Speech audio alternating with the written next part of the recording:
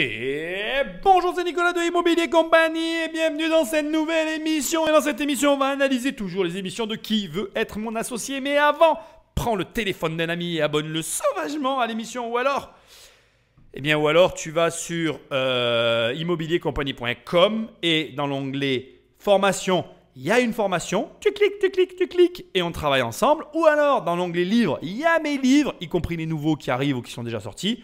Tu cliques et tu les reçois dans ta boîte aux lettres. Ou alors maintenant, il y a un onglet coaching. Et on peut même se parler si tu as envie qu'on parle en one-to-one. C'est possible. Tout est sur le site immobiliercompagnie.com. Indépendamment de tout ça, tu sais que là où tu écoutes le podcast, si tu me laisses des étoiles et un commentaire, eh bien, ça m'aide énormément à référencer l'émission. Et je t'en remercie d'avance parce que sans toi, on n'en serait pas là où on en est aujourd'hui.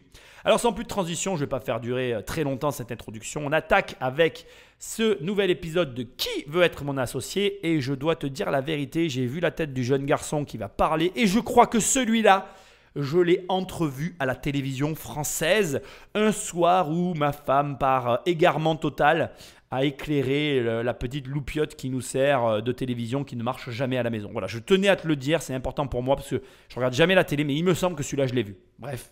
Patrick Magnéto. C'est vrai que j'espère aujourd'hui pouvoir convaincre Jean-Pierre Nadir. Bien sûr, c'est quelqu'un qui connaît extrêmement bien notre secteur, donc son avis importe à mes yeux. Aujourd'hui, c'est une étape charnière et qui est super importante dans le développement d'Explora. À quelques minutes de passer devant les investisseurs, j'ai cette espèce de tension, de concentration.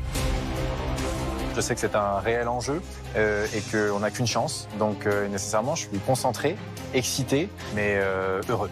Ça attaque très fort avec une approche qui, je crois, est la première que j'entends dans les Qui veut être mon associé. Il est possible, avant que je m'engage dans cette gouffre, j'allais dire, avant que je m'engage dans ce gouffre, il est possible qu'au montage, il l'ait coupé plein de fois et qu'on ne l'ait jamais eu, mais enfin, ça me paraît très bizarre. Bref, ce que j'essaye de te dire, c'est que c'est la première fois que j'entends quelqu'un dire « Je veux l'avis de Jean-Pierre Nadir, son avis est important pour moi, j'aimerais le convaincre lui. » Et là, tu te rends compte qu'il a un objectif extrêmement précis et c'est hyper intéressant, je trouve, parce que justement, on se retrouve en face de quelqu'un qui sait exactement à qui il s'adresse et, comme il le dit lui-même, sa société, elle est complètement dans le giron, dans ce que fait habituellement Jean-Pierre Nadir. Donc, j'imagine qu'il est dans le voyage et si je crois me rappeler, il est dans le voyage. Et donc, on va voir ce qui va en être. Moi, ce que je veux te passer comme message, c'est que c'est parfois important ou peut-être de penser aussi comme ça, de se dire il y a tel investisseur sur ma ville, j'aimerais lui parler parce que j'aurais tel élément à lui proposer. Ou peut-être de se dire j'ai tel projet et peut-être que si je rencontrais tel investisseur avec tel profil, j'aurais tel résultat. Et de peut-être comme ça dresser un profil d'une personne avec laquelle tu aimerais travailler et ou carrément même de savoir avec qui tu voudrais travailler sur ton secteur ou ta région, ça peut grandement t'aider parce que quand tu vas le rencontrer, quand tu vas être en face de lui, indépendamment de la pression que tu vas peut-être ressentir, tu vas précisément savoir quoi lui dire et justement, tu vas obtenir plus facilement ce que tu essayes d'obtenir de lui. Pense, c'est toujours très important de ne pas aller voir les gens avec comme seul objectif d'obtenir quelque chose d'eux. Et bien au contraire d'ailleurs, va les voir, même si tu as une idée derrière la tête, avec toujours cette question de fond qui est qu'est-ce que j'ai à leur apporter.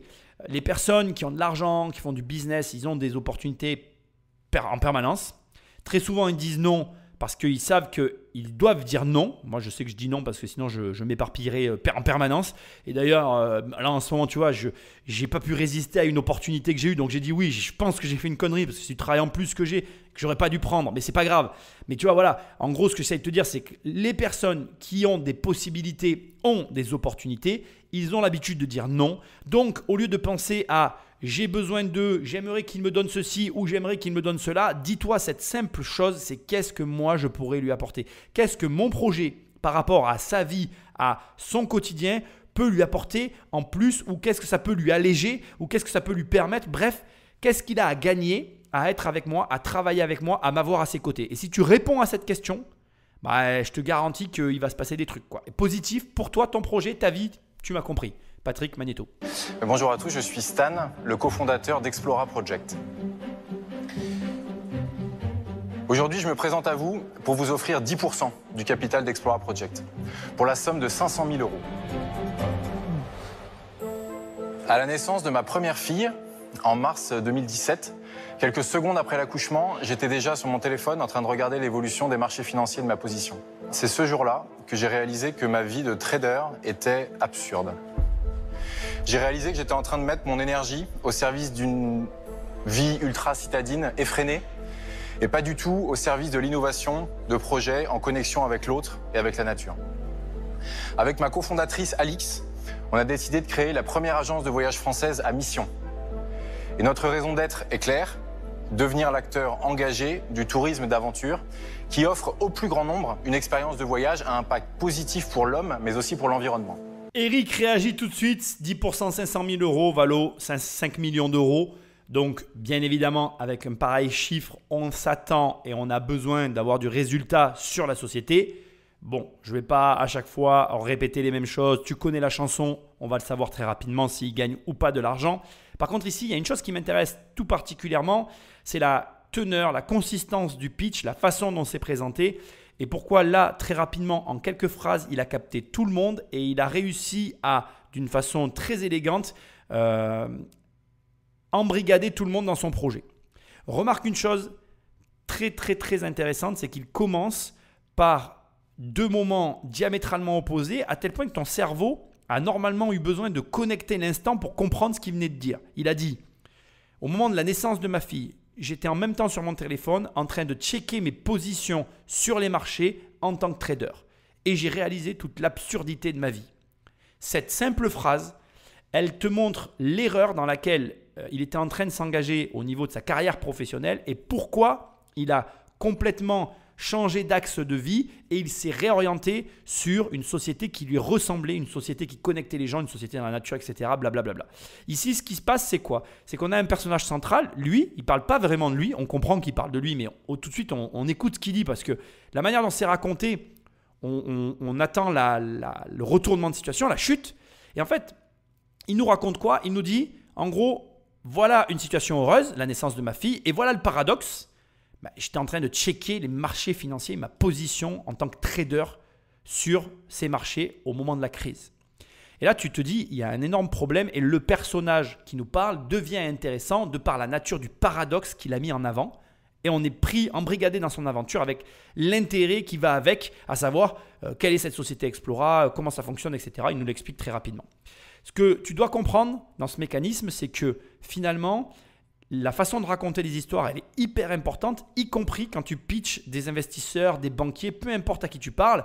Il faut arriver à capter la personne en face de toi et à lui montrer tout de suite, d'abord qui tu es et en même temps, pourquoi tu fais ça et dans quel intérêt. Bon, alors premièrement, ici, on comprend qu'il n'a pas fait ça pour l'argent. Il était trader, donc il devait gagner extrêmement bien sa vie. Deuxièmement, il résume parfaitement l'absurdité de la situation. Ta gamine ou ton enfant vient de naître, il est évident que tu te concentres sur rien d'autre que sur l'enfant qui vient de naître, mais son boulot était tellement, comme il le dit lui-même, citadin, il mangeait tellement son temps personnel qu'il était en train de checker ses positions. Et c'est ce conflit interne qu'on ressent tous pour différentes raisons et différentes situations qu'il a voulu résoudre. Et tout de suite, tu t'identifies à lui, tu te dis, mais moi aussi dans ma vie, j'ai des moments de vie comme ça où je suis à un endroit, mais je pense à autre chose et c'est pas normal en fait. Et ce paradoxe qui caractérise tous les êtres humains, je veux dire, ce qui vient de te décrire là, on l'a tous vécu au moins une fois dans notre vie. Un moment où on est à un endroit où on devrait profiter de l'instant, mais où en fait il se passe quelque chose d'autre qui est lié à un putain de truc qui nous fait chier, pardon je suis vulgaire mais c'est comme ça, et qui en fait est en train de complètement nous manger notre vie perso. Moi ça m'est arrivé dans l'immobilier, ça nous est à tous arrivé en fait. Et du coup, voilà, c'est hyper intéressant parce que juste avec une accroche, il arrive à t'embrigader dans son aventure, tu t'identifies à lui et tu as envie d'en savoir plus. Mais je voulais que tu gardes ce moment en tête et que tu le comprennes bien parce que c'est exactement ce que tu dois réussir à faire pour toi aussi lever de l'argent auprès d'une banque, lever de l'argent auprès d'un investisseur, etc. Le schéma, si on devait vraiment le poser sur une feuille, c'est en gros, on part d'une situation X qui est généralement négative, on la met en paradoxe, on essaye d'en tirer un paradoxe pour capter l'attention parce que le paradoxe, c'est toujours quelque chose qui nous intéresse. Tu vois, par exemple, tu prends des personnages cinématographiques intéressants, ils sont très souvent paradoxaux. Regarde par exemple le Joker dans Batman, le personnage que tout le monde adore. C'est un fou, il est complètement taré ce mec et en même temps il est extrêmement intelligent. C'est de façon naturelle pas des comportements qui vont ensemble. En général, les fous n'ont pas une intelligence stratégique et calculateur à la hauteur de celle du Joker. Alors la question au final, c'est est-ce qu'il est réellement fou en fait? Et c'est grâce à des paradoxes comme ça que tu arrives à capter l'attention. On est tous attirés par ce genre de phénomène. Donc, on part d'un point négatif qu'on va mettre en position de paradoxe et on amène finalement au résultat qu'on convoite. C'est hyper difficile à faire au départ, mais quand tu arrives à capter l'attention comme ça, ben, tu vas embrigader avec toi ton audimat, oui, on dit ça comme ça, et tu vas les amener là où tu veux les amener, dans ton projet, dans le financement que tu cherches, etc. etc. Pour moi, une introduction magistrale, il a capté tout le monde. Il n'y a que cette notion de 500 000 euros de valo pour 10% qui reste interrogative parce que du coup, on s'attend à un énorme chiffre. Il a intérêt de ne pas nous décevoir. Mais s'il coche toutes les cases, ça va être un carton plein. Alors qu'est-ce que fait Explora Project? On propose des voyages d'aventure de 2 à 30 jours partout en Europe pour des petits groupes de passionnés de 3 à 12 personnes encadrés par l'un de nos 200 guides explorateurs. On propose aujourd'hui plus de 25 disciplines, du ski, du kite, de l'escalade, du chien de traîneau, du cheval, de la rando, du trail, de la voile et j'en passe. Et on est présent dans près de 6 environnements. Terre polaire, haute montagne, désert, forêt et vallée, haute mer. L'ensemble de nos expéditions ont un impact carbone qui est précisément mesuré, qui est réduit et qui est compensé en partenariat avec l'ONF. Nos expéditions sont à 80% accessibles en train, 0 déchet, sans trace. Et ce sont près de 2000 exploratrices et explorateurs qui ont participé au projet depuis sa création. 200 guides, donc là déjà on comprend qu'il y a derrière une structure et que ça tourne parce que c'est pas anodin, 200 guides c'est quand même, voilà, c'est impressionnant. On est vraiment sur une société qui cherche à optimiser, ou en tout cas pardon, non je ne vais pas dire optimiser parce que ce n'est pas le bon terme, à minimiser son empreinte carbone, respectable, dans l'air du temps. On est sur quelqu'un qui colle complètement à son discours de départ. On a une explication relativement claire. Explora Project, c'est comme ça que ça s'appelle. Je suis devant le site. On est vraiment sur quelque chose de basique. On a des tarifs qui collent aussi au nom. C'est-à-dire qu'on est vraiment sur des voyages qui te proposent de sortir des sentiers battus. On est très très loin des clubs, des trucs ultra encadrés et citadins. Il n'en a pas parlé comme ça tout à l'heure. Il n'a pas employé le terme citadin dans le but de dire je vais faire des voyages anti-citadins. Mais ici, c'est marrant. On est vraiment dans l'exploration, dans le bivouac, dans le sortir des sentiers battus, aller à la découverte du monde au plus près de la réalité et en tout cas au plus près de la vie, je dirais, des lieux dans lesquels on se balade et voire même au-delà puisque de ce que je vois, il y a vraiment balade à cheval, balade dans le désert, plongée. On est vraiment sur de l'activité, découverte, trail, itinéraire. On est vraiment sur la immersion sauvage. Enfin, on est dans un truc où on ne cherche pas à avoir de l'aseptisé. C'est bien au contraire. On va dans le dur et dans un style de voyage qui est très peu répandu et qui s'adresse à une niche. Parce que nous ne l'aurons pas en fait. Ce n'est pas tout le monde qui veut voyager comme ça. Beaucoup de personnes qui voyagent recherchent leur confort. Ils veulent retrouver un confort. Même quand on va au ski, on recherche une certaine forme de confort. On est d'accord de faire du ski, mais dans un cadre. Là, on en est très loin. On dort dans de la tente, de ce que je crois voir. On dort à la belle étoile, on bivouac. On ne cherche pas du confort. On cherche l'aventure. L'aventure encadrée quand même pour ne pas avoir d'accident, mais l'aventure avant tout. Et c'est vraiment intéressant parce que non seulement on est sur un projet qui se veut dans l'air du temps, c'est-à-dire qui préserve l'environnement et la nature, mais en plus, on est dans un projet qui s'adresse à une niche. Parce que là, encore une fois, j'insiste, mais c'est hyper intéressant. C'est vraiment, je dirais, certaines catégories de personnes qui vont pouvoir faire ce style de voyage. Ça ne s'adresse pas à tout le monde. Il y a des gens qui ne feront jamais ces voyages-là. Et c'est très bien comme ça d'ailleurs. Mais c'est encore plus intéressant parce que je pense, en tout cas de mon point de vue, pour l'instant, ça donne plus de valeur à l'entreprise que ce qu'elle n'a déjà à mes yeux avec ce qu'il a déjà dit. C'est ainsi que Chloé, l'été dernier, a pu passer sa première nuit sous les étoiles sur l'expédition Mon Premier Bivouac. C'est ainsi que Justine est partie chasser les aurores boréales pendant 10 jours en Laponie suédoise, à dormir dans une cabane chauffée au poêle à bois. Et c'est ainsi que Christian a pu apprendre à tenir la barre sur l'expédition Mon Premier Quart de Nuit en Méditerranée, pendant que toute sa famille dormait paisiblement à l'intérieur dans les cabines. Ils sont venus chercher l'aventure intense, celle qui vous bouscule, celle qui vous transforme. La reconnexion avec la nature, la reconnexion à ses propres émotions, dans le respect de l'environnement. Aujourd'hui, je me présente à vous pour nous aider à nous structurer dans notre hypercroissance, parce que sur ces 3 dernières années, on a fait plus de 300% de croissance par an. On est absolument convaincu que l'opportunité de marché pour nous n'a jamais été aussi grande qu'aujourd'hui. Parce que l'année dernière, un voyageur sur 3 était un voyageur d'aventure. rejoignez l'aventure, vous êtes vraiment, vraiment les bienvenus. Simple, efficace, clair, incisif. Là, on est vraiment sur du pitch de haut vol. On termine avec du témoignage client et de la photo que tu n'as pas vue. Je vais te dire quelque chose. Si tu dois t'inspirer de tous les qui veut être mon associé que j'ai analysé jusque-là, il y en a eu d'autres quand même dans la première saison aussi qui étaient très très bons. Mais là, vraiment, ce que j'aime en fait, c'est le côté à la fois court, à la fois juste. Vraiment, il tape là où il faut. Le mec a dû vraiment bosser son sujet parce qu'il y a vraiment tout. Il y a un élément hyper important dans ce qu'il vient de dire qui, comment je vais dire, déstabilise l'ensemble des analyses que je fais parce que tu remarques quand même que ça devient redondant. Mais c'est bien parce que si tu es assidu avec ces émissions, indirectement, tu apprends à entreprendre et aussi à investir. Et là, tu comprends que qu'est-ce qui fait qu'ici, il a une chance, même si sa boîte ne fait pas le chiffre d'affaires escompté, d'obtenir le financement. C'est les 300% par an d'augmentation et de croissance. Quand il y a de la croissance et de la demande, tu peux tout obtenir. Tu ne vends pas finalement du vent puisque tu as des chiffres qui en attestent. Et au vu de tous les éléments qu'il a donnés, c'est-à-dire les témoignages clients, le nombre de guides, le discours qu'il tient, la façon dont il parle, on sent que non seulement il a une entreprise qui fonctionne, je vais arriver à le dire, mais en plus, il a…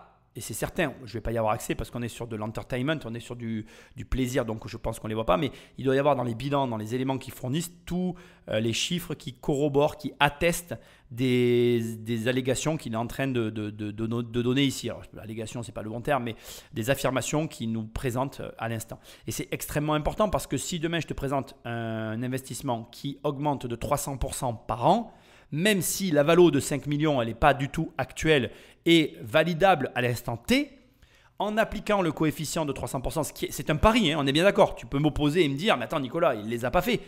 Très bien, mais tu fais un pari et s'il les fait, tu vas gagner plus en fait. Et donc après, quand tu es face à des sociétés comme ça qui ont une croissance exponentielle, forte, puissante et qui, a priori, vont atteindre certains objectifs. L'enjeu, c'est d'arriver à évaluer un prix juste entre le résultat rêvé à 300% par an d'augmentation qu'on ne sait pas si on va les atteindre et un prix aussi juste en considérant cette augmentation. Parce que c'est très, très, très, très, très difficile finalement d'arriver à évaluer ce genre de société dans la mesure où finalement tu ne sais pas vraiment quel sera le point de chute, le point d'arrêt de la croissance et s'il est supérieur à l'évaluation faite au départ, j'ai envie de te dire tant mieux pour l'investisseur qui aura quand même pris un risque. Et s'il est inférieur, ça justifie du risque qu'il aura pris et de l'entre-deux. Donc on va faire une espèce de tambouille ensemble pour que tu comprennes de quoi je parle et qu'on se comprenne. Parce que sans les chiffres, c'est quand même compliqué, j'en ai conscience. On va dire que là, je te dis une bêtise, mais il fait 500 000 euros de chiffre d'affaires. Par exemple, prenons ce chiffre qui est pas mal, d'accord ? Si tu fais 500 000 euros de chiffre d'affaires et que tu rajoutes 300% pour l'année d'après, tu vas faire l'année suivante 2 millions d'euros de chiffre d'affaires. Et si tu refais 300% d'augmentation l'année suivante, tu fais 6 millions de chiffre d'affaires. Et si tu refais 300%, l'année d'après, tu fais 32 millions. Alors, on ne va pas comme ça appliquer un coefficient de 300% sur chaque année parce qu'il y a toujours un potentiel que cette croissance ne s'applique pas, qu'elle soit cassée au bout d'un moment. Mais à un moment donné, en fonction du chiffre d'affaires où il se retrouve aujourd'hui, par exemple, s'il fait 1 million d'euros, je ne sais pas combien il fait, hein, si tu appliques un coefficient de 300%, ça veut dire que l'année prochaine, il fait 3 millions d'euros. Et si tu réappliques encore 300% sur 3 millions d'euros, ça veut dire que l'année d'après, potentiellement, il va faire 9 millions d'euros. Donc tu comprends que si on est à 1 million d'euros et que dans les 2 ans, il fait 9 millions d'euros, demander de payer 5 millions d'euros, c'est un entre-deux presque parfait pour couvrir le risque au cas où il ne ferait pas les 9 millions d'euros et il n'en ferait que 5 ou 6, et aussi accepter la perte, parce que lui perdrait de l'argent, si jamais il faisait payer que 5 millions d'euros à aujourd'hui et qu'il en faisait 9. C'est l'investisseur qui gagne. Ce que j'essaye de t'expliquer, c'est qu'en gros, dans une croissance comme celle-ci, il faut trouver un point juste entre les deux protagonistes, l'entrepreneur et l'investisseur, pour que justement, au cas où la croissance se réalise, les deux ne se retrouvent pas trop lésés dans un sens comme dans l'autre. Et c'est très difficile parce qu'il faut l'apprécier, il faut être capable de prendre le risque et il faut se dire, bon voilà, au final, je crois dans ton projet ou j'y crois pas. Et 500 000 balles, c'est pas une paille, on est bien d'accord, c'est quand même de l'argent. Alors, tout est relatif. Aux États-Unis, ça serait rien du tout. Ici, c'est beaucoup d'argent. Ça montre aussi que chaque pays a finalement son propre niveau financier et il faut savoir s'adapter. Bref, de ce que je vois entre le site, ce qu'il dit, la façon dont il parle, les témoignages clients, etc., Ça me semble complètement cohérent. Là, je pense qu'on va attaquer la pluie de questions. Je comprends aussi pourquoi il est intéressé par Jean-Pierre Nadir, parce que Jean-Pierre Nadir est aussi dans le voyage. Donc, c'est tout à fait logique qu'il ait une cible toute établie avant de rentrer dans l'arène pour présenter son projet. C'est même presque sain comme comportement. Maintenant, reste à savoir quels sont ces chiffres, parce qu'à maintenant, on ne les a pas. Et c'est les chiffres qui vont finalement valider ou invalider la valo de 5 millions d'euros. En gros, tu l'as compris, soit il fait entre 500 et 1 million d'euros et il est dans le vrai, soit il fait moins et là, il va falloir être convaincant parce que il demande quand même de l'argent, quoi. Hein. C'est pas une paille quand même, hein. C'est selon ton chiffre d'affaires. C'est selon le chiffre d'affaires. On attend, on va voir. C'est un bon pitch, ça.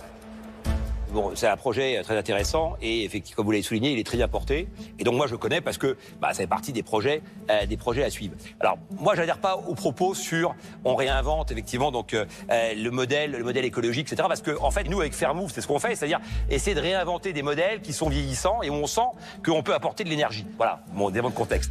Donc il vous a fait tout le truc. Ouais, faut pas se laisser faire. Hein, non, je connais son expertise, je respecte bien sûr, mais je trouve que le marché, c'est 250-350 millions qui sont trustés par des grands groupes. Déjà, ils peuvent être en perte de vitesse. Hein, je veux dire, il y a quand même. Non, Voyage du Monde, 5% de croissance par an. C'est un très bel EBITDA. C'est une boîte qui est, que tu viens de la finance, qui est super valorisée, donc ils ne sont pas vraiment en perte de vitesse. Non, bien sûr. 2020 accepté. Au contraire, eux, ils sont plutôt donc en pleine bourre. Mais bon, ça n'empêche pas. On peut être bon et meilleur même que le mec qui est déjà à une bonne vitesse. Mais le point, c'est que ces boîtes-là et les anciens acteurs du tourisme, si je peux me permettre le terme ancien, en tout cas avec des business models qui datent en tout cas de 40 ans et qui n'ont pas été réinventés, adressent finalement 15% en fait du marché. Parce que on a 85% des moins de 45 ans qui partent en voyage, qui le font pas avec des agences en fait. Donc ici, on a un discours sur le fond qu'on va aborder toi et moi parce que c'est vraiment intéressant. Jean-Pierre a parlé un peu dans sa barbe, il a parlé rapidement et on n'a pas forcément... J'ai mis du temps sur ce passage. D'ailleurs, tu entends peut-être une différence de voix dans le podcast parce que j'ai passé un long moment à faire des recherches, n'est-ce pas, pour comprendre de quoi il parlait. Et en réalité, il parlait de Voyageurs du Monde, qui est une société qui aujourd'hui truste les principaux, voyages sur le thème de l'aventure. En fait, Voyageurs du Monde, c'est un groupe spécialisé sur deux métiers, on va le dire plutôt comme ça. D'un côté, il y a le voyage individuel sur mesure qui représente 70% de son activité. Et de l'autre côté, tu as le Voyageur du Monde et Comptoir des voyages, où là, on est plutôt sur du voyage justement aventure, donc dans des petits groupes orientés rando avec un guide, etc. Où là, on est sur 40% de l'activité. Cette société, elle a été créée, c'est une histoire un peu rigolote, c'est deux amis qui travaille dans le milieu de la finance, donc Fininfo, et qui achète en 92 une petite agence de voyage, un petit voyagiste, qui a été créée en 1987. Et la société est en difficulté financière lorsqu'ils l'achètent. L'année suivante, ils achètent un autre petit voyagiste, Comptoir d'Islande, et ils poursuivent leurs investissements en créant une marque de voyagiste, Comptoir des voyages. Et en fait, il faut comprendre que c'est pour ça que Jean-Pierre dit que la société vient finalement du monde de la finance, parce que c'est une société qui a été gérée par des financiers. Et c'est intéressant parce que finalement, tu te rends compte qu'il y a plusieurs manières de mener ta barque. Et là, sur un passage où il y a une prise de bec qui peut ne pas avoir d'intérêt dans l'échange, surtout si tu ne connais pas les tenants et aboutissants, tu comprends qu'en fait, au gré et au rythme des achats d'entreprises, il y a deux compères financiers qui se sont créés un empire du voyage en France. Ce qui est hyper intéressant, c'est que en 96, ils font l'acquisition, ils continuent comme ça le rachat de sociétés. Et au fur et à mesure des sociétés, ils rebaptisent le nom de leurs agences. Donc respectivement, ils ont fait l'acquisition de Voyage du Monde, puis après le nom était Carrefour des voyages. Bref, tu comprends qu'au gré des rachats, la société prend de l'envergure. On est d'accord, je ne parle plus du tout ici du pitch qu'on est en train de suivre.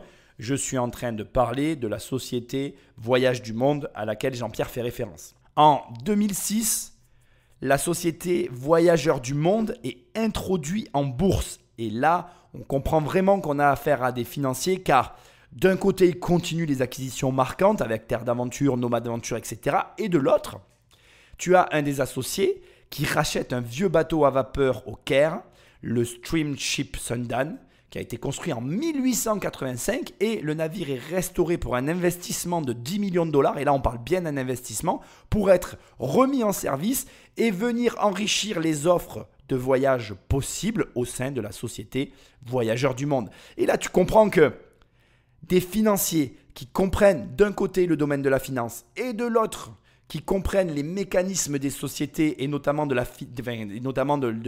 développement au travers de l'achat de bateaux rénovés, voilà, le Steamship attends, je vais y arriver à te le dire. Le Steamship Sundan, c'est vraiment un bateau, tape-le sur internet, tu vas voir, ça me fait un peu penser au bateau de Disneyland, tu sais, sur les bords du Mississippi, quoi, Tom Sawyer et tout ça, quoi, qui a été entièrement restauré, mais sur lequel aujourd'hui tu peux faire des croisières avec Voyageurs du Monde. Ça te montre en fait que il y a réellement une société qui est créée d'abord pour ses clients, mais aussi avec derrière une dimension financière qui est bien gérée, comme l'a dit Jean-Pierre, avec une croissance de 5% par an. Et il n'y a rien eu de compliqué. Et somme toute, l'aventure est allée très vite. Il faut savoir aussi, parmi tout ce que je pourrais te raconter sur cette entreprise qui est hyper intéressant, c'est que les deux fondateurs de départ, au gré aussi de leur rachat, sont rejoints par des associés, des amis. Et la société, le board, s'est agrandie au fur et à mesure et enrichie de toutes les expériences jusqu'à arriver à une entreprise telle qu'on la connaît aujourd'hui avec les 5% par an de croissance, excepté pendant l'année du Covid-19. Et encore, laisse-moi te dire une chose qui devrait t'interpeller.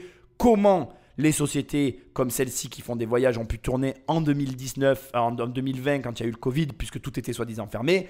Eh bien sans doute parce qu'en réalité tout était fermé en France, mais tout n'était pas fermé dans le monde. Et que le monde en réalité a continué de tourner et que les pays qui ont fermé complètement toute leur activité, pour moi en tout cas, se sont un petit peu fait enfler dans la bataille parce qu'on a perdu des parts de marché énormes pendant que d'autres ont continué à se gaver allègrement. Là, on est sur un truc un peu différent, mais laisse-moi juste te le dire rapidement. Toutes les sociétés qui ont continué à tourner, comme notamment aux États-Unis, s'il y a pas mal d'États aux États-Unis qui n'étaient absolument pas fermés, ben laisse-moi te dire que ceux-là, ils se sont gavés juste pour une décision, quoi.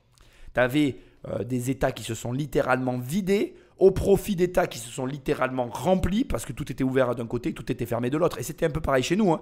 Je peux te le dire aujourd'hui avec le recul. Moi, je suis allé en Andorre pendant le confinement parce qu'en Andorre, c'était ouvert, quoi. Et puis, c'est tout. Donc, si tu veux, c'est un peu fou tout ça. Mais la vérité, c'est que le final, c'est que donc une société qui est bien menée avec quelqu'un qui comprend la finance et qui sait comment ça marche, ça fonctionne. Tu as donc tout intérêt, et là, c'est un conseil que je veux que tu notes dans ta tête, dans tous les cas, à apprendre, comprendre et savoir comment fonctionne la finance. Parce que la finance est ton meilleur allié pour devenir riche, alors que ignorer les mécanismes de la finance, et ça fait qu'un avantage devient le pire des inconvénients et tu te retrouves dans une situation où tu peux avoir une entreprise qui marche, mais si tu ne sais pas comment faire levier dans une activité pour augmenter tes revenus et donc ta croissance, eh bien tu ne gagnes tout simplement pas d'argent. Donc voilà, un échange que je trouve hyper intéressant, une histoire que je t'invite à lire. Tu trouveras l'histoire sur Wikipédia pour trouver cette histoire. Tu tapes Voyageurs du Monde, alors Voyageurs avec un S, du Monde,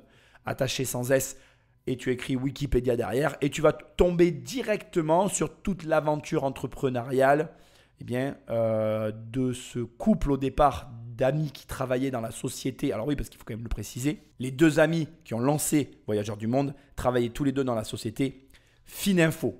Bon, rapidement, si jamais tu te poses la question, Fininfo, c'est un diffuseur d'informations financières et commerciales fondé en 82 et qui proposait finalement de la vente de portefeuilles de clients à des sociétés qui, elles, vont avoir besoin de te téléphoner pour te dire « Hey, bonjour, c'est Finaref, est-ce que vous ne voudriez pas un crédit ?» Bon, tu vois le truc, quoi. Bon, voilà, bref, tu as compris l'idée, fais des recherches, c'est hyper intéressant. Je suis assez d'accord avec la remarque de Jean-Pierre pour revenir maintenant au sujet. Tu ne peux pas arriver là et croire naïvement que tu vas pouvoir faire avaler la couleuvre, que finalement, en gros, il n'y a que toi qui gagne de l'argent et les acteurs en place ne drainent pas tout le marché. Alors, d'un côté, c'est ce qu'il dit. De l'autre côté, Jean-Pierre lui rétorque que non. Voyageurs du Monde, aujourd'hui, c'est une énorme société qui draine énormément d'argent. Un acteur que tu ne peux pas ignorer. Maintenant, c'est important de l'entendre aussi, ça ne veut pas dire qu'il n'y a pas de la place pour tout le monde. Et ça ne veut pas dire aussi que ce n'est pas parce qu'il y a un colosse qu'il n'a pas les pieds en argile. Et surtout, ce n'est pas parce qu'il y a un gros opérateur sur un marché qu'il n'y a pas de la place pour des concurrents. C'est globalement l'enjeu de la joute verbale qu'il y a eu entre Jean-Pierre et notre jeune start-upper. Indépendamment de ça, je ne crois pas, en tout cas pour moi, à ce stade, il n'y a aucun problème sur le pitch. On reste sur quelque chose d'exceptionnel. Maintenant, encore une fois, je suis curieux de la suite des questions et des échanges sur l'opérationnel réel de l'entreprise, car c'est ça qui va nous donner envie d'investir ou pas. Est-ce qu'on peut parler du produit? Avec plaisir. Il y a 20 ans, je suis parti faire un trek à cheval au Kyrgyzstan. Ouais. Donc j'imagine que ça c'était fait toi. Voilà, non mais j'imagine que ça fait partie du type de projet, par exemple, exploration que vous proposez. Enfin, donc ça existe déjà depuis très longtemps. Je ne comprends pas. Qu'est-ce que vous allez apporter? Qu'est-ce qui fait que finalement vous allez réussir à complètement redynamiser ce marché et rebattre les cartes? En fait, le premier élément, c'est de mettre le côté responsable au cœur de la création du projet. Nous nous contraignons d'une certaine manière en réduisant les distances auxquelles on va. Explora Project est que dans l'espace européen. Donc à 3h30, 4 heures de vol de Paris. Nous ne faisons pas de long courrier. On a des offres qui respectent cette grille de lecture écologique. C'est le premier élément. Explora Project est désintermédié. Entre le guide local et le client final, partout en Europe, il n'y a personne, il n'y a que nous. Vous n'avez pas parlé à un service client d'une boîte qui a revendu le voyage de quelqu'un d'autre. Parce que pour expliquer, je suis sûr que vous connaissez ça très bien, c'est que le travel, c'est un grand entonnoir. Même si on nous vend l'unique en tête de gondole, on finit tous par faire les mêmes voyages aux mêmes endroits au même moment. Donc la particularité, c'est que les guides sont eux-mêmes les chargés de production qui construisent les voyages eux-mêmes. Et donc nos voyages sont réellement uniques. Bon, excuse-moi, je rigole parce que je vais te dire la vérité. Là, il y a eu un blanc en fait. Eric, je crois qu'il a bugué. Il aurait presque fallu voir l'image parce que Eric, avec son stylo, il bouge plus. J'ai coupé le blanc parce que sinon, on va pas laisser des blancs dans l'émission, tu vois, ça serait un peu dommage. Mais son cerveau a bugué parce que la réponse est pas mal. Hein. Il y a une réponse valable, audible, etc. Qui, en plus, excuse-moi, ça me fait rire parce que la réponse, en plus de ça, elle est comment je vais dire, elle a une valeur à la fois économique et en plus, elle a une valeur, c'est-à-dire qu'elle coupe la discussion. C'est-à-dire que Eric, de son côté à lui, c'est en gros, ok, mais tu fais quoi en fait? Parce que tu proposes des voyages comme on peut acheter des voyages partout. Et la réponse, elle est claire et nette. C'est-à-dire que, en fait, il propose des voyages, mais désintermédiés. Donc, c'est-à-dire qu'en gros, je ne vais pas répéter ce qu'il a dit, mais il y a finalement un auto-entrepreneur d'un côté et une société de voyage de l'autre et c'est direct. Il n'y a pas entre les deux de personne à personne, etc. qui te parlent et qui font finalement un filtre et une incompréhension et une difficulté pour le voyageur. Ce que des personnages comme moi, on va rechercher dans le voyage, je suis obligé de te le dire, mais moi quand je voyage, je n'aime pas passer par des agences de voyage parce que je vais à la source directement. En tout cas, c'est mon impression. C'est-à-dire que quand je fais un voyage, je regarde ce que je veux faire, je décide de ce que je veux faire, de là où je veux aller. Et il n'y a pas entre mes décisions et ce que je vois de filtre. Il n'y a pas une personne à qui je parle et qui me dit « Oui, vous allez devoir faire tel monument et pour ça, vous prendrez un guide. » Non, non. Moi, je regarde le monument, je vais directement au monument et sur place, je verrai s'il y a des guides ou pas. Tu vois. Et je ne veux pas qu'il y ait quelqu'un qui me prépare tout avec comment je vais au monument. En fait, je me débrouille. C'est-à-dire que je sais où je veux aller, je sais où j'atterris, je sais où j'habite. Et entre le lieu d'habitation et l'endroit où je dois aller, je me débrouille. C'est ce qui me plaît. On est un peu dans l'aventure dans ce que moi je fais. Mais bon, je ne veux pas parler de moi. Ce que j'essaie de te dire, c'est que lui, donc, enlève tous les intermédiaires pour te faciliter les accès, ce que beaucoup de voyageurs recherchent. Et il te dit après aussi que finalement, les guides, les personnes sur place sont les propres ambassadeurs du voyage ou de l'expérience qu'ils proposent. Et ça me ramène un petit peu à l'immobilier où finalement tu as des opérateurs sur un marché qui te mettent en relation avec des agences, des agents immobiliers ou des mandataires directement. C'est-à-dire qu'en gros, tu as une société qui est l'opérateur, tu as des mandataires sur les régions et ton mandataire, il te permet d'acheter dans la ville où tu veux acheter. C'est un peu le même système. Finalement, et ça fait bugger Eric parce que la réponse est valable, c'est-à-dire que c'est une réponse valable, il t'explique comment et pourquoi il est différent et les contraintes que ça implique aussi. Quand il te dit, moi, je ne veux pas générer des voyages qui soient polluants pour la planète, de facto, mon espace est restreint, donc du coup, avec moi, tu n'iras jamais aux États-Unis, quoi. C'est un exemple, mais voilà, il n'y a pas de long courrier. Et c'est intéressant parce que Eric, il est là pour investir, donc il bug. Pourquoi? Parce que la réponse, c'est la bonne réponse, mais ça ne règle pas le problème d'Eric. C'est-à-dire que pour Eric, au final, lui, en tant que voyageur, certes, il a affaire à une agence de voyage qui se retrouve au cœur de la question climatique, mais au final, pour l'argent d'Eric, est-ce que ça a un intérêt? Je ne suis pas certain. Parce que Eric pense, et tu commences à être habitué avec ses émissions, il pense scalabilité, ouverture dans le monde. Là, il comprend qu'en fait, il n'y aura pas d'ouverture dans le monde. C'est-à-dire que sur un marché, comme l'a dit tout à l'heure, le start-upper de 250 millions, mais en réalité, par les choix d'entreprise, Eric, il sait déjà qu'il ne pourra pas capter plus d'un certain montant, puisqu'il ne peut pas faire de long courrier. Donc là, on est typiquement dans le cadre de « je suis face à une entreprise qui est rentable, mais sa rentabilité, elle est limité par le modèle choisi par le créateur. » Et il comprend très bien qu'au vu de la position écologique du fondateur, il n'y aura pas possibilité de l'amener sur des terrains où il ne veut pas aller, quoi. En gros, inclure du long courrier dans ses offres, je ne suis pas certain que ça corresponde à ses valeurs. Ce qui est pour moi un avantage. Il vaut mieux être en face de quelqu'un qui a des valeurs et que du coup tu connaisses à l'avance ton rayon de braquage ou pas d'ailleurs, plutôt que d'être en face de quelqu'un qui est totalement ouvert à tout et qui finalement n'a aucune valeur, quoi. Bon, ça reste mon avis. Fondamentalement, je suis de l'avis d'Eric. Quand tu dois placer ton argent, tu cherches la plus grosse croissance possible, le plus gros retour sur investissement possible. Et là aussi, il faut le reconnaître, tu es capé d'office avec les choix du fondateur. Donc, bon, bonne réponse, mais il y a un mais. Peut-être que ça va quand même lui empêcher d'obtenir les financements de tous les investisseurs qu'il a devant lui. Mais ça, on va le voir dans un instant. J'ai une question de fond sur le modèle, parce que pour pouvoir donc faire des départs, il faut consolider les groupes. Et en fait, tu gagnes de l'argent dès que tu dépasses les 4. Si tu en as 5, là, tu commences à gagner de l'argent. Si tu en as 7, alléluia. Donc comment toi, tu contournes ce problème-là? Alors ça, c'est une autre question. C'est comment est-ce que les gens viennent chez nous et pourquoi? Et comment est-ce qu'on est capable d'être sexy et de remplir nos groupes, en fait? Ça, c'est un autre sujet. Alors là, je coupe, je suis désolé, mais ça va être très rapide. Rapidement, je vais t'illustrer cette discussion parce qu'elle est hyper importante. Et effectivement, il a raison, c'est un autre sujet. En gros, là, Jean-Pierre pose une question fondamentale, c'est la question des boîtes de chaussures. Moi, je travaille dans les chaussures et ça m'a toujours fait rire parce que quand j'ai compris le business model des chaussures, c'était drôle. En fait, quand tu vends des chaussures, tu commandes en fait des cartons de chaussures. Et dans les cartons de chaussures, tu as des tailles. Donc, pour les femmes, tu as du 35, 36, 37, 38, 39 et ça va jusqu'à 40, je crois, 41. Et pour les garçons, tu commences à 39, je crois, et ça monte jusqu'à 45 ou 46, ça dépend des modèles. Et en gros, dans ta boîte, tu vas avoir une douzaine de paires et tu vas avoir 1,39, 1,40, 2,41, tu vois, il y a plusieurs modèles. Et en gros, ta boîte, quand tu l'as achetée, tu l'as rentabilisée lorsque tu vas avoir vendu 4 paires sur 12. Tu vois? Et là, c'est la même chose. La question de Jean-Pierre, c'est OK, ton voyage, il est rentable à 4 personnes. Mais tu gagnes de l'argent quand tu en as 5 ou 7 ou 12. Comment tu fais pour aller chercher ces 5 ou 12 personnes? Parce que c'est bien de remplir ton voyage et de faire étal, mais c'est mieux de gagner de l'argent. Et cette question de fond qui est posée ici, tu dois toujours te la poser, te demander, OK, comment je fais pour remplir mon offre? Comment je fais pour atteindre, pas le seuil de rentabilité, non, comment je fais pour gagner de l'argent? Il y a beaucoup de gens qui font cette confusion avec leur société et d'ailleurs dans leurs activités entre le seuil de rentabilité et gagner de l'argent. Atteindre le seuil de rentabilité, c'est bien, ça veut dire que tu couvres tes frais. Et encore faut-il que tu inclues dans ce seuil de rentabilité ton salaire. Derrière, en plus de ton salaire, il faut gagner de l'argent pour permettre à la société d'avancer, de grossir. Ce n'est pas tout le monde qui y arrive. Bref, on continue. Moi, j'ai envie d'aller skier au Spitzberg ma semaine de vacances le 19 novembre. Ouais. Je m'inscris chez vous, il y a un groupe.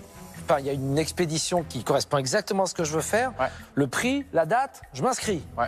Mais au moment où je m'inscris, on est 2 dans ce groupe.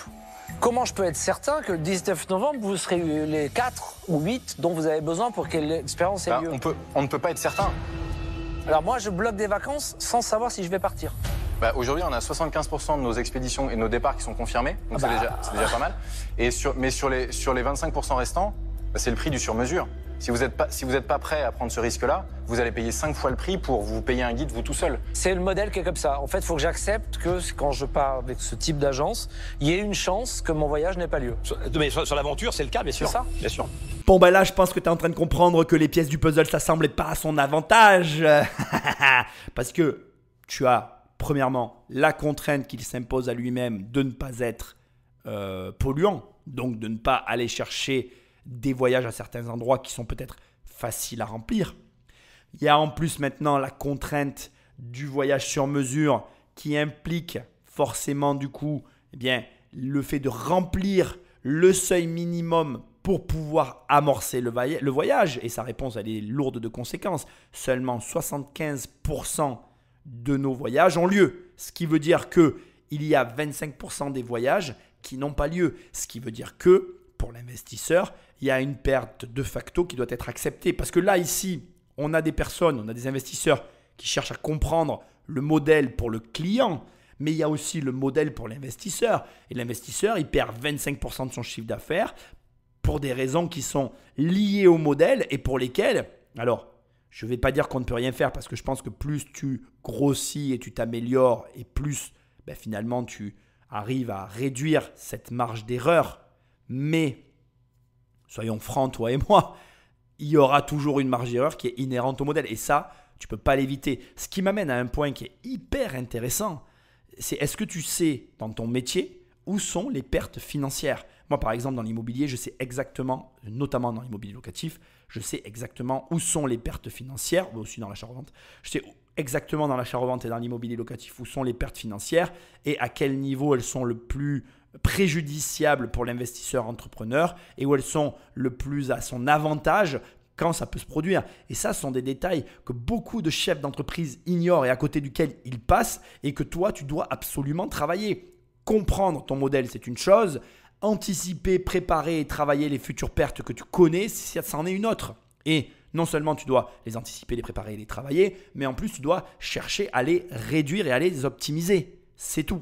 Donc, bon, moi je crois que c'est toujours pas un frein à son business model parce qu'un mec comme Jean-Pierre, il connaît très bien tout ça. Donc pour moi, voilà, il n'y a pas de débat en fait. Ça fait partie du métier et dans tous les métiers, il y a des pertes et c'est à toi de les gérer. Mais la question que je te pose et je te la pose directement, est-ce que tu les connais et est-ce que tu sais les gérer? Parce que il faut quand même s'y préparer et savoir le faire. Voilà, c'est tout. C'est comme ça. Alors vous le résumez comment votre business model? Sur la base de quels chiffres?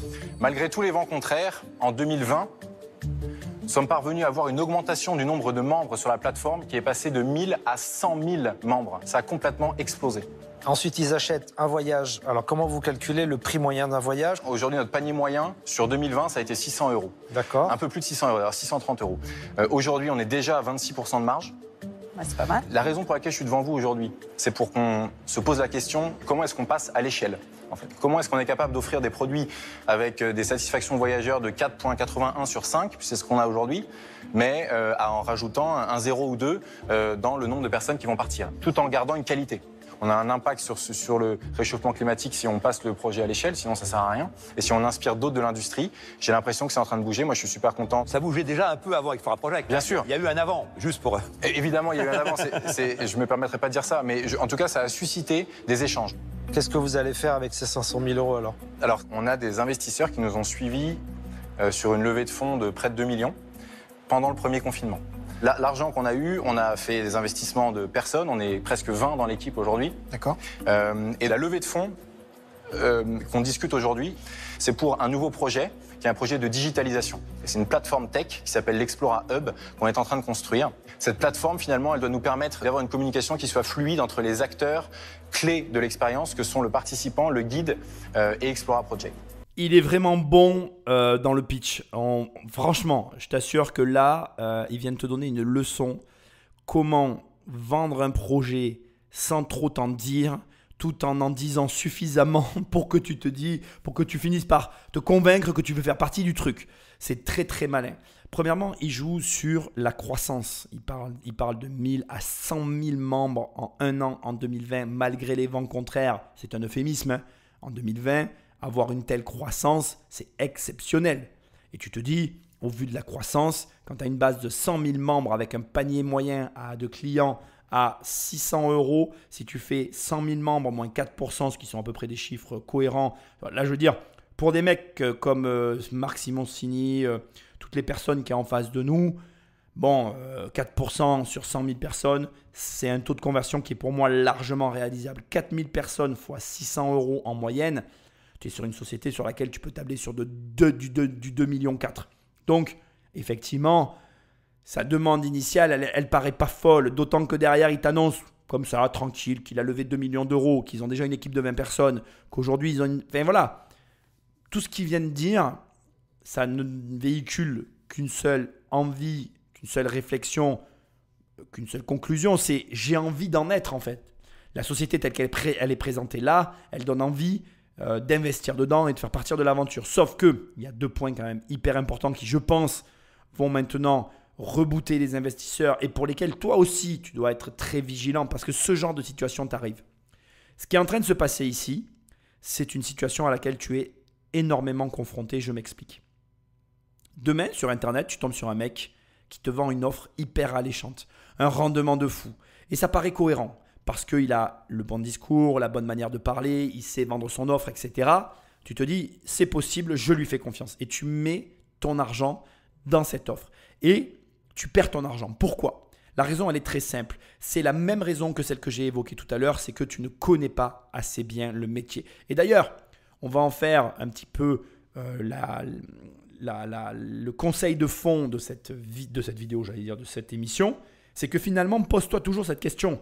Est-ce que quand on te propose un business, on te propose un investissement, on te propose un placement, tu es capable de comprendre les enjeux de ce placement et surtout les points sur lesquels l'argent peut être perdu.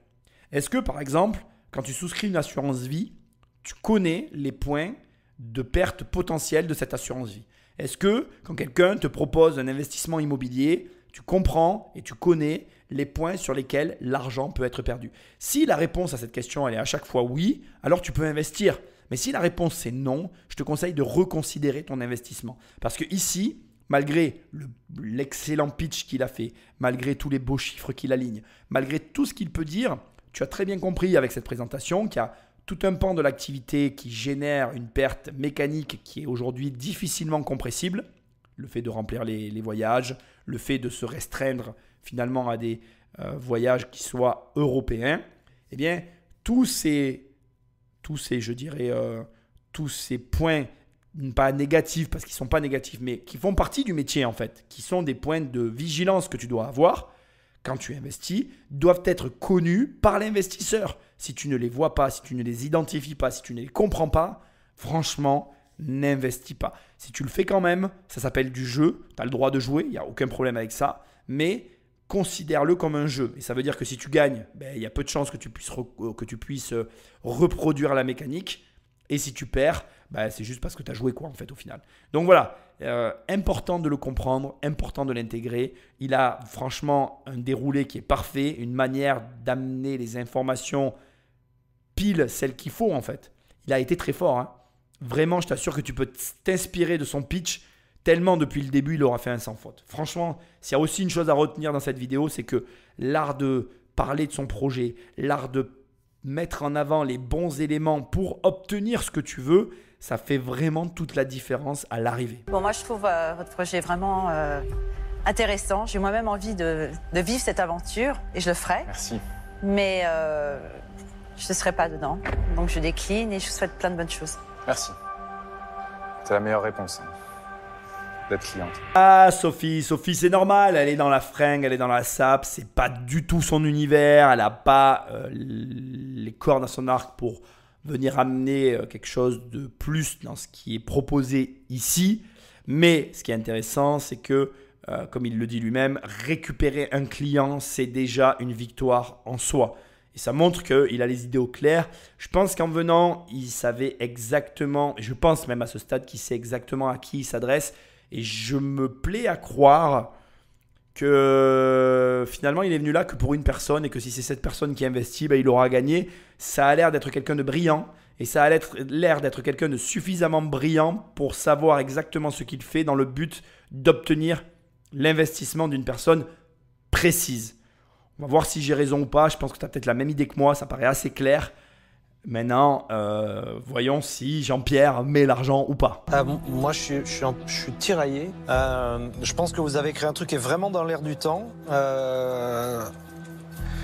C'est le genre de vacances vers lesquelles les gens vont se diriger de plus en plus. Mais j'ai 2 feelings personnels qui font que je suis partagé. Le premier, c'est que je trouve que vous levez peu d'argent. Vous avez des énormes acteurs en face de vous qui vont avec beaucoup de moyens et je trouve que votre levée est un peu timide. Une fois que j'ai dit ça, j'ai rien dit. J'ai eu un mentor dans ma vie quand j'ai monté ma toute première boîte. C'est le premier mec à investir dans ma première boîte. Il faisait du tourisme. C'est un monsieur extraordinaire et il m'avait toujours dit, tu sais, le tourisme, faut pas le faire pour gagner de l'argent. Faut faire pour voyager. Et j'ai pas envie de changer cette règle-là. Et pour une fois, je vais écouter le conseil d'un vieil ami à moi et je vais pas vous accompagner, mais je vais probablement devenir client. Super, merci. T'as déjà gagné 2 clients. Oui, je vois Du ça. coup, ça intéresse Anthony parce qu'il se dit ça monte là. Effectivement, il est en train de se passer 2 choses ici. Une dont on va parler en profondeur maintenant. Mais une deuxième que je trouve amusante, c'est qu'effectivement, tous veulent devenir clients. Et je rejoins Marc Simoncini. Je pense qu'effectivement, même moi, le côté voyage aventure, je le trouve vraiment très sympa. Ça fait envie en tout cas. Par contre, c'est intéressant ce qu'a dit Marc Simoncini. Il a dit, il y a un truc qui me gêne, c'est que vous ne levez pas suffisamment d'argent sur un marché où vous êtes face à des acteurs qui, eux, ont déjà beaucoup d'argent. Il y a un point que je veux développer avec toi et que je veux que tu prennes en considération pour tes projets. C'est que quand tu montes un projet, peu importe le projet que tu montes, il faut bien évidemment que tu prennes en considération les acteurs qu'il y a sur le marché, mais il faut aussi que tu prennes en considération l'argent dont tu as besoin et l'argent dont tu n'as pas besoin. Et ça, c'est quelque chose qu'on ne te dit pas assez quand tu lances un projet. Il y a l'argent dont tu as besoin pour faire le projet, l'argent dont tu n'as pas besoin, le surplus, qui va te servir à peut-être aller chercher ce petit truc en plus qui fera toute la différence. Ici, le vrai fond du problème, c'est que Voyageurs du Monde, par exemple, qui est un acteur qui est en place depuis très longtemps et qui a eu recours à une stratégie de fusion-acquisition, est un concurrent que tu ne peux ni ignorer, ni dont tu peux, mettre de côté la stratégie qu'il a employée. Tout à l'heure, je t'ai dit quoi? Ils ont racheté un bateau dans lequel ils ont investi 10 millions de dollars et aujourd'hui, le bateau fait partie intégrante du système. Mais qu'est-ce que tu dois comprendre aujourd'hui avec cette histoire du bateau? Tout ce que je t'ai dit tout à l'heure, ce n'était pas anodin en fait. Le bateau, aujourd'hui, c'est qui gagne de l'argent sur la croisière en bateau? Le bateau, c'est quoi aujourd'hui pour la société? C'est un actif qui rapporte directement à l'entreprise. C'est-à-dire que là où le modèle de Explora te propose de faire de l'opérationnel entre d'un côté des guides et de l'autre des voyageurs, de l'autre côté, plutôt en face, on a Voyageurs du Monde qui, eux, proposent de la même manière qu'un hôtelier des explorations pour lesquelles ils sont partie prenante. Quand tu montes dans le bateau, le SS, j'ai oublié son nom là déjà, ce Santo là, je sais pas quoi, eh bien, qui gagne de l'argent, c'est directement Voyageurs du Monde. C'est-à-dire que l'exploitation revient, on n'est pas, je veux dire, le bateau n'est pas un guide à qui on reverse une commission. Le bateau est un actif de l'entreprise qui rapporte de l'argent. Et pour faire ça, il faut de l'argent en fait. Il faut de l'argent en plus avec lequel tu vas tenter de te dire, allez tiens, je prends un bateau et je fais ça. Je prends un sous-marin et je vais les foutre dans un sous-marin et ils vont jouer à la bataille navale, tu vois. Et ça, c'est un truc, il faut de la thune pour le faire. Et tu as l'argent dont tu as besoin, ça c'est une chose. Et tu as l'argent dont tu n'as pas besoin avec lequel tu vas mener des projets fous qui vont peut-être faire que ta boîte, elle va avoir un résultat totalement différent à l'arrivée. Et aujourd'hui, là où Marc Simoncini il a raison, c'est qu'à un moment donné, si tu veux aller disrupter, j'aime pas ce mot mais je vais l'employer ici, les gros du marché, il va falloir que tu aies suffisamment d'argent pour le faire. C'est sous-entendu plus d'argent que ce que tu imagines pour aller chercher le modèle what the fuck qui va faire la différence. Moi, demain, il y a une société, et ça doit peut-être exister d'ailleurs, qui te propose un voyage dans un sous-marin, mais je crois que j'y vais direct, quoi, tu vois. D'ailleurs, regarde, l'idée de Elon Musk de proposer des voyages spatiaux, c'est pareil, c'est complètement délirant. Et je serais très surpris qu'il n'y ait pas des gens qui ne veulent pas vivre l'aventure. Donc, rappelle-toi toujours qu'il y a l'argent dont tu as besoin et il y a l'argent dont tu n'as pas besoin. Maintenant, on va voir ce que Anthony va dire. La version 40%. Je prends la balle au bon. Le projet, il est canon, honnêtement. Je trouve que tu es un très bon fondateur, en tout cas un très bon pitcher. Tu en parles très bien, c'est passionnant, tu n'es pas stressé, tu es animé par ce que tu fais. D'un point de vue marketing, tu es pile poil au bon endroit. Mais vraiment, c'est une verticale que je ne connais pas du tout.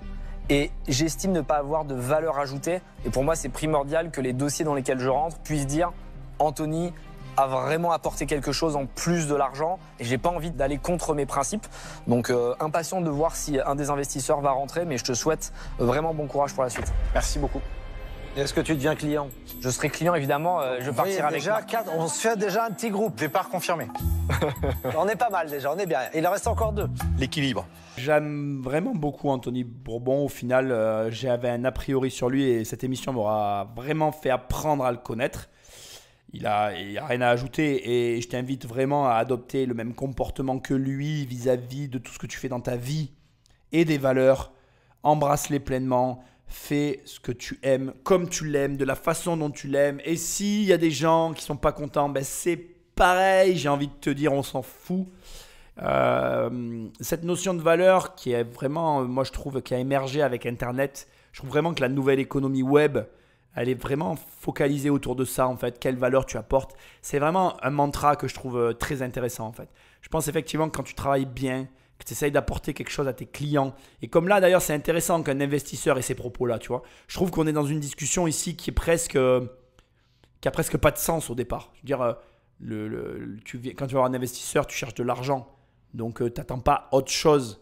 Mais d'avoir quelqu'un comme Anthony qui te dit, écoute, moi alors lui dit ta verticalité, un terme de start-upper, mais bon bref, en gros il lui dit ton boulot, je le connais pas, donc je vois pas bien ce que je vais t'apporter et je n'accepte pas de rentrer dans un projet et de n'amener que de l'argent. Je trouve que ce discours-là, c'est quelque chose qui fait d'abord premièrement plaisir à entendre et qui véhicule pour moi à tous ceux qui écoutent ce genre de paroles, qui véhicule qu'en fait l'argent n'est pas ce qu'on veut bien faire croire qu'il est en fait. Ça n'est pas quelque chose de froid et voilà, bref, on ne va pas parler de ce qu'est l'argent ou pas ici, ce n'est pas le propos, mais moi je trouve que ça reste de bonne valeur, tout ce qu'on est en train d'entendre ici. Et je t'incite réellement à essayer de te comporter comme ça parce que je pense que ça ne peut être que bénéfique pour toi et ta vie, qu'elle soit financière, personnelle, voilà, ça peut être que bénéfique. Et fais pareil dans ta vie, Voilà, vraiment, je te dis ça parce que je le pense. Je pense réellement que ce qui est en train de se passer là, tu peux faire la même chose, quoi. C'est-à-dire que tu peux très bien envisager demain, dire à quelqu'un, écoute, je ne veux pas te prêter d'argent, même si on te demande 1000 balles par exemple, je ne veux pas te prêter de l'argent parce que aujourd'hui, te prêter de l'argent, je comprends quel est ton problème, mais je ne vois pas comment, en te donnant de l'argent, ça va vraiment t'aider en fait. Moi, il y a des fois des gens qui me demandent de l'argent, bon, il y a la situation qui joue aussi, et selon la situation, je préfère leur dire que je leur donne l'argent plutôt que de leur prêter, et je préfère leur dire, écoute, je ne peux pas te donner les 5000 euros que tu me demandes, mais je peux te donner 500 euros en fait, et je te les donne. Comme ça, c'est pas un prêt, tu pars avec, puis on n'en parle plus. Et si un jour tu me les rends, ça sera bien pour toi. Et si tu me les rends pas, ils sont à toi, donc tu fais ce que tu veux avec. Et je pense que voilà, comme ça, il y a des choses dans ta vie qu'il faut que tu t'imposes à toi-même et que tu sois en capacité de te dire, comme l'a fait là Anthony, ça rentre dans mon cadre ou ça ne rentre pas dedans. Mais encore une fois, voilà, ce que j'ai aimé, c'est l'association prêter de l'argent sans te donner de la valeur n'a pas de sens pour moi. Et si tu arrives à agencer cette phrase auprès de quelqu'un, peu importe la situation, je pense que déjà, toi, en tant que personne qui a trouvé ces réponses-là, tu as gagné en fait. Tu as gagné quelque chose dans ta vie. Bon, moi, une chose est sûre, je ne serai pas client. Parce que bon, je ne me reconnais pas trop dans les trucs d'aventure, exploration, etc. J'ai fait ça il y a longtemps, mais là, je suis pas un grand sportif. Par contre, si les 500 000 euros dont vous avez besoin, c'est pour créer finalement une solution technologique qui va vous permettre de scaler, ça, je peux avoir une valeur ajoutée. Ouais. C'est-à-dire que là, je peux vous aider là-dessus. Et même si le sujet, en fait, en tant que client, ne me parle pas, je vais vous faire une proposition. Donc vous demandez 500 000 euros pour 10%, donc c'est une grande somme. Pour moi c'est un peu un pari, un gros pari, parce qu'effectivement c'est un domaine que je connais pas trop. Donc je vais vous proposer 500 000 euros. Et pour gérer un petit peu le risque, je vais vous demander 12%. Très bien, je prends note. On va écouter l'expert maintenant parce que... Définitivement, j'aime beaucoup Eric, mais vraiment beaucoup, beaucoup. Son pragmatisme, sa manière d'aborder les choses. Et il est très malin parce que c'est quelque chose aussi dont je veux que tu t'inspires. C'est pas parce que tu connais pas un domaine, il l'a dit lui-même, il connaît pas le domaine, qu'il n'a pas vu tout de suite la valeur ajoutée qu'il pouvait apporter. Et comme il le dit lui-même, lui, il est obligé de manager son risque par rapport à la somme qui est demandée, mais il est OK d'y aller dans les conditions évoquées ici. Et ce que je trouve très intéressant, c'est que ça montre que tu peux toi aussi investir dans des domaines si dans le domaine, il y a réellement un élément que tu maîtrises sur le bout des doigts. Et il a raison, parce que la valeur ajoutée de cette société, c'est sa croissance. Et s'il y a une plateforme qui scale derrière, ça peut aller très vite, très fort. Et il l'a compris. Et ce que tu dois comprendre aussi, c'est ça en fait. C'est que Eric, lui, il relie des points. Et des points très simples. Il met de l'argent dans une boîte et il attend un retour sur investissement.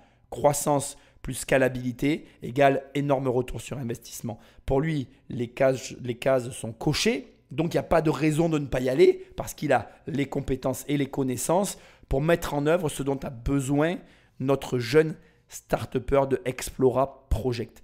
Pour moi, je trouve que le mouvement est très malin. Maintenant, je reste convaincu que, comme vient de le dire Marc, on va écouter l'expert Jean-Pierre, c'est la cible de ce pitch. Parce que, comme l'a dit aussi Anthony, je pense qu'il est très bon et qu'il sait exactement ce qu'il est en train de faire. Et je pense qu'il est venu chercher Jean-Pierre et pas quelqu'un d'autre.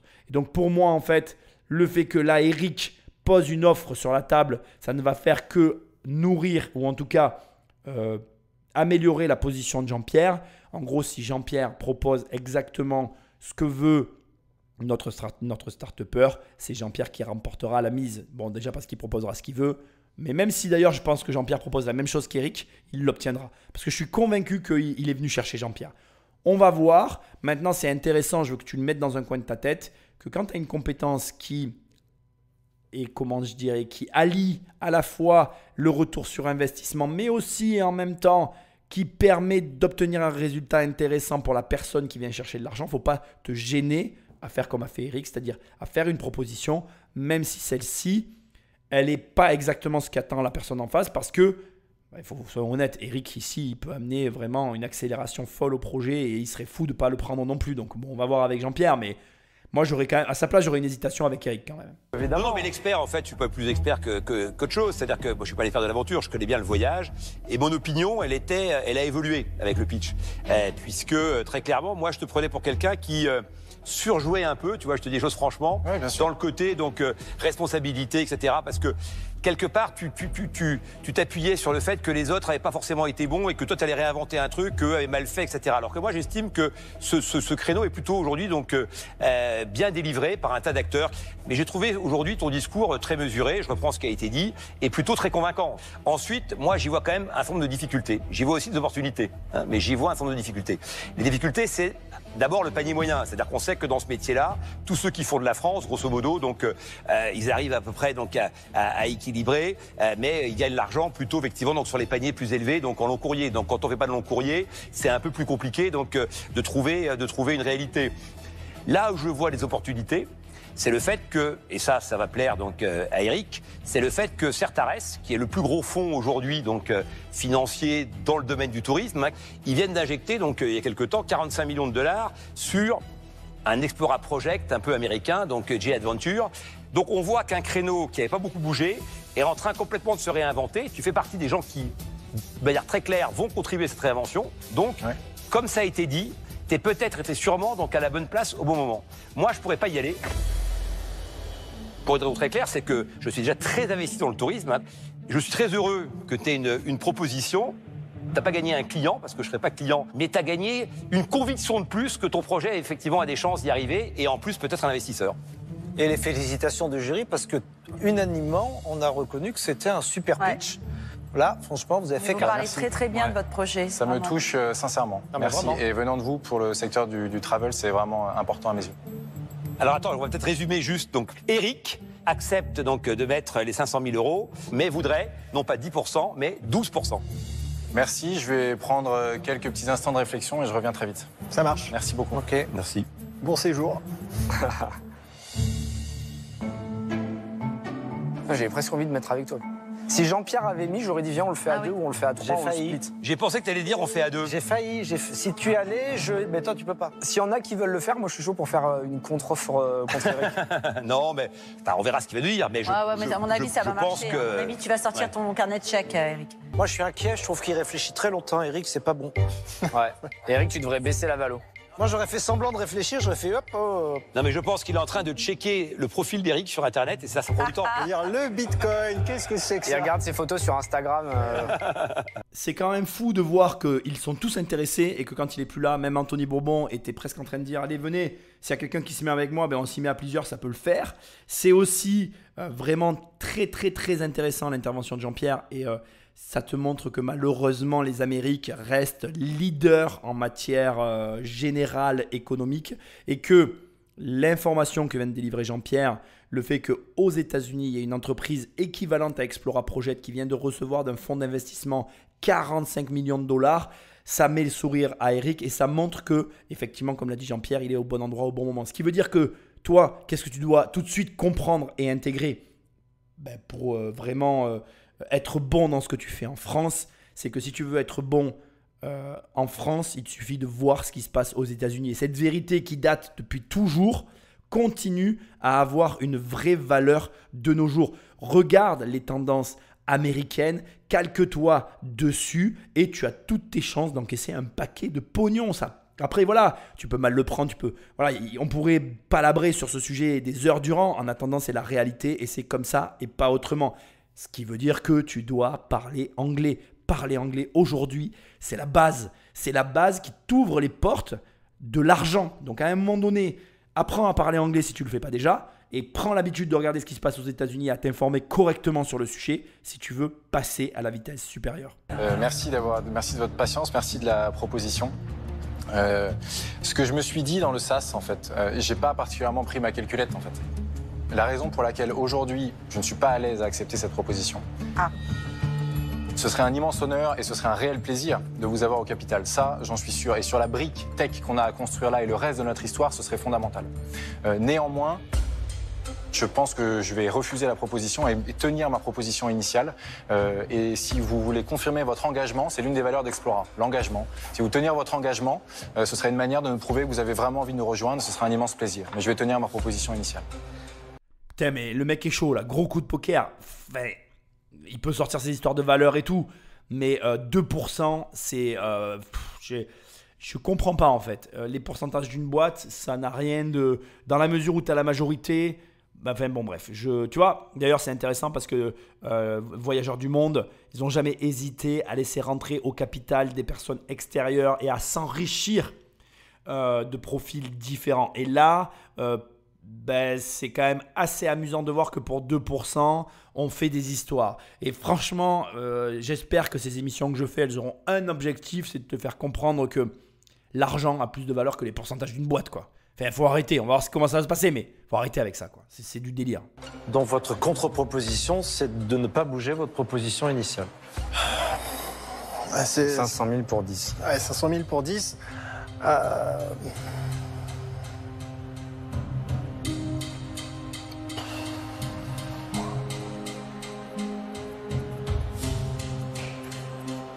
C'est un peu dur de me fermer la porte comme ça.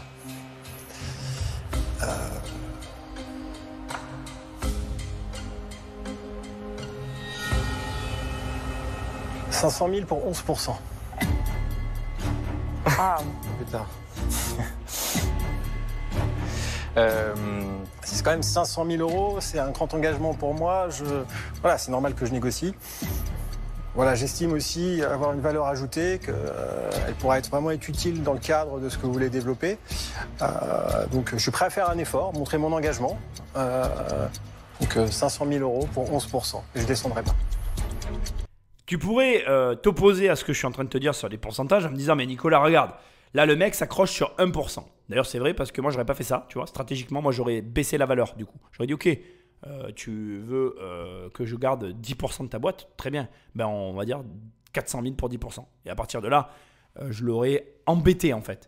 Mais c'est marrant parce que ici, il s'accroche au pourcentage. Et les pourcentages, effectivement, en cas d'exit, c'est ce qui fera la valeur de ce que tu vas encaisser. Et aujourd'hui, en fait, ils sont en train de dealer non pas sur une valeur qui n'existe pas, enfin, non pas sur une valeur réelle, mais sur une valeur potentielle. Et c'est pour ça qu'ils s'opposent. C'est que d'un côté, on a Eric qui sait très bien combien peut valoir sa boîte, puisque je te rappelle qu'Eric, il a une boîte qui vaut 1 milliard, enfin, qui a dépassé le milliard de valo. Et de l'autre, on a quelqu'un qui a une croissance folle et qui se dit, mais oui, mais bon, moi j'ai fait 1100 000 en un an. Donc là, je vais faire un 1 million cette année. Et si l'année prochaine, je fais 1 million, 10 millions de personnes, de membres actifs sur la plateforme, c'est 1% qui aujourd'hui ont été échangés pour 500 000 euros. Ça sera 1% qui vaudra peut-être 1 million, tu vois, ou 10 millions d'ailleurs d'euros. Donc c'est vrai qu'on ne peut pas non plus dire que les pourcentages ne valent rien. Ce que je dis, comment je vais dire, ce que je répète inlassablement dans ces émissions peut m'être opposé à cet instant précis. Mais moi, ce que je veux que tu comprennes, c'est que le problème avec ces pourcentages, c'est que d'un côté, c'est la valeur du travail que va apporter l'associé et que de l'autre côté, pour la partie de l'entrepreneur, parce que là, je ne vais pas parler de lui forcément, du chef d'entreprise, c'est l'argent qu'il va devoir céder, enfin qu'il devra redistribuer le jour de la vente. Sauf que, ce que toi, tu dois comprendre, c'est que l'un sans l'autre n'arrivera jamais. C'est-à-dire que si Eric et Stan ne s'associent pas, peut-être que Explora Project ne vaudra jamais 10 millions d'euros. Et peut-être que si Stan s'associe avec Anthony Bourbon, peut-être que la société vaudra 20 millions d'euros. Et peut-être que si Stan s'associe avec Jean-Pierre, peut-être qu'elle vaudra 1 milliard. Et peut-être qu'il s'associe avec Marc Simoncini, elle vaudra 1 million. Ce que je veux te dire, c'est que la problématique derrière ces histoires de négociation de pourcentage, pour moi, c'est que tu te prives peut-être parfois d'un résultat qu'on ne connaît pas, donc pour lequel on n'a aucune connaissance préalable, mais ce résultat-là n'existera que si l'association se forme. Et passer à côté, parfois, de réussite exceptionnelle pour 1-2%, c'est ridicule. Je suis certain que Eric peut vraiment leur apporter un niveau et des résultats totalement différents de ce qu'ils ont aujourd'hui. Maintenant, faut-il encore qu'il accepte?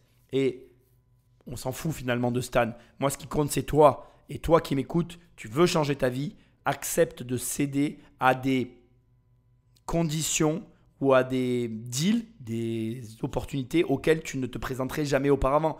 Encore une fois, je ne vais pas le ramener à moi, mais moi, je ne m'étais jamais associé avant dans ma vie. Et aujourd'hui, je suis hyper heureux de l'avoir fait. C'est sûrement la meilleure décision que j'ai prise dans ma vie, alors que j'avais des a priori, etc. Et je pense, et je veux te le dire, que c'est grâce à ces émissions que je l'ai fait. Parce qu'à force de voir que finalement, toutes les réussites partent d'une association, tu finis par te dire, bon ben allez, je m'associe parce qu'à un moment donné, il faut arrêter d'être con, quoi. Donc j'espère que surtout, tu vas arrêter d'être con toi aussi. Parce que je t'assure que c'est la meilleure aventure de ta vie que tu vas vivre. Mieux encore que les voyages que te propose Explora Project. Je vous remercie, le pas vers moi. Je vais faire l'autre et je vais accepter. Ah bah voyez. Alors ça m'aurait vraiment fait chier que vous acceptiez pas. Merci. Bah non, Eric, t'es amoureux parce que faire ce que tu viens de faire là, Il joue au poker, lui. personne t'y attendait. Ça se voit. Il joue au Bon poker, joueur de lui, poker, mais c'est magnifique. Non, je crois au projet, je crois surtout en vous. Je suis prêt à y aller, à faire cet effort. Il est pour ce content, petit pas, je suis content. Vous êtes content, on est content. On est ravis. Super. Merci beaucoup en tout cas de votre attention. Merci beaucoup. Merci, bravo. Au revoir, à bientôt. Au revoir.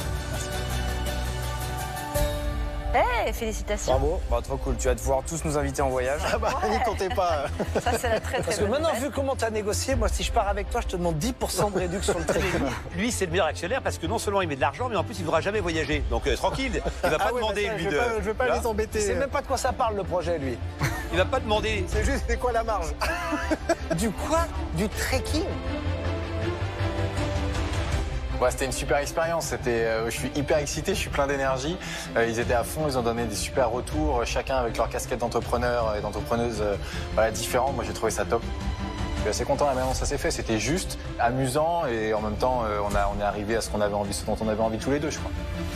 Franchement, ça fait partie des jours qu'on n'oublie pas dans les boîtes. Eh bien oui, tout le monde est content, moi aussi. Franchement, c'est impressionnant ce qu'a fait Eric. Vraiment, tu peux t'inspirer de cette émission, elle était génialissime.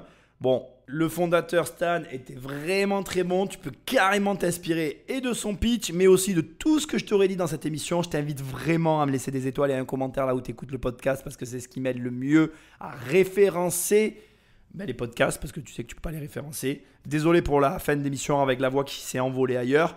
Je te remercie. Like, partage, va sur immobiliercompagnie.com. Dans l'onglet livres, il y a des livres. Dans l'onglet formations, il y a mes formations. Je te dis à très bientôt dans une prochaine émission. Salut!